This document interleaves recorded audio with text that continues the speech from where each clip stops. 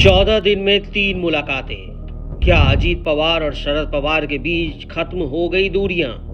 सुप्रिया सुले के किस बयान ने महाराष्ट्र में मचा दी हलचल? महाराष्ट्र की राजनीति में इन दिनों माहौल गर्म है। एक तरफ उद्धव ठाकरे और राज ठाकरे की आपस में मिलने की खबरें आई हैं। अब महाराष्ट्र में चाचा शरद पवार और अजीत पवार साथ आ रहे हैं। इस खबर ने भी हलचल पैदा कर दी है, क्योंकि सूत्रों के मुताबिक बारामती में एक कार्यक्रम में अजीत पवार और शरद पवार साथ नजर आए। कहा जा रहा है कि इसके बाद दोनों के बीच बंद कमरे में बैठक भी हुई। सूत्रों के मुताबिक चाचा भतीजा की दूरियां खत्म करने के लिए रोहित पवार मध्यस्थ की भूमिका निभा रहे हैं। इस दावे को मजबूती इसलिए भी मिल रही है क्योंकि पिछले 15 दिन में चाचा भतीजा की यह तीसरी मुलाकात है। पिछले 14 दिनों में लगातार 3 बार शरद पवार और अजीत पवार खुले मंच पर एक दूसरे से मिले हैं। 21 अप्रैल 2025 शरद पवार और अजीत पवार पुणे के शुगर कॉम्प्लेक्स में आयोजित तकनीकी सेमिनार में एक साथ नजर आए। 12 अप्रैल 2025 रायत शिक्षण संस्था की बैठक में शरद पवार और अजीत पवार दोनों एक ही मंच पर दिखे। 6 अप्रैल 2025 शरद पवार और भतीजे महाराष्ट्र के डिप्टी सीएम अजीत पवार के बेटे जय की सगाई में मौजूद रहे। शरद पवार भतीजे अजीत पवार के बेटे जय की सगाई में मौजूद रहे। राष्ट्रवादी कांग्रेस पार्टी नेता सुप्रिया सुले ने एक बयान देकर महाराष्ट्र की राजनीति में नई हलचल पैदा कर दी। इससे माना जा रहा है कि वो दिन दूर नहीं जब पवार एक हो जाएंगे। ये हम नहीं कह रहे। राष्ट्रवादी कांग्रेस पार्टी के नेता सुप्रिया सुले ने कहा कि पवार परिवार में भले ही राजनीतिक सोच अलग अलग हो, लेकिन इससे उनके आपसी रिश्तों में कोई फर्क नहीं पड़ता।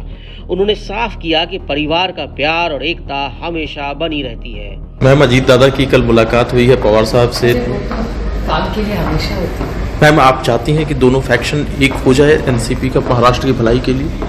देखो, महाराष्ट्र में मैं देवेंद्र जी से बहुत दिन से विनती कर रही हूँ कि महाराष्ट्र में क्राइम बढ़ा है। महाराष्ट्र में पानी की समस्या बहुत बढ़ गई है।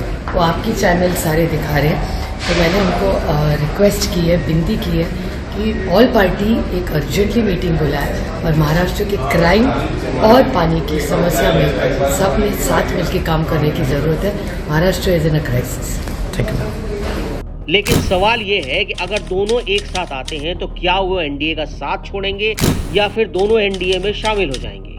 क्या भतीजे अजीत पवार चाचा को बीजेपी की तरफ लाने में कामयाब होंगे या शरद पवार बीजेपी के लिए मुश्किलें खड़े करेंगे? पवार परिवार जो महाराष्ट्र की राजनीति में एक बड़ा कद रखता है, एक समय शरद पवार ने अपने भतीजे अजीत पवार के साथ मिलकर राष्ट्रवादी कांग्रेस पार्टी के जरिए महाराष्ट्र की राजनीति में अपना वर्चस्व बनाया। लेकिन मतभेदों की वजह से अजीत पवार ने खुद को पार्टी से अलग कर खुद की पार्टी बना ली।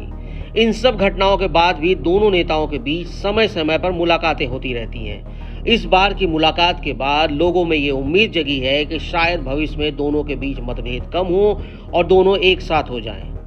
महाराष्ट्र में इससे बड़ी हलचल भी है। महाराष्ट्र में इसके साथ एक और बड़ी हलचल है कि राज ठाकरे और उद्धव भी साथ आ सकते हैं। शिवसेना के मुखपत्र सामना के संपादकीय में यह दावा किया गया कि उद्धव ठाकरे और राज ठाकरे के बीच सुलह की संभावना ने महाराष्ट्र में विरोधियों को परेशान कर दिया है। चचेरे भाई उद्धव ठाकरे और राज ठाकरे ने संभावित सुलह की अटकलों को हवा दी, क्योंकि उनके बयानों से संकेत मिलता है कि वो मामूली मुद्दों को नजरअंदाज कर सकते हैं और लगभग 2 दशक के बाद तीखे मतभेद खत्म होंगे और दोनों हाथ मिला सकते हैं।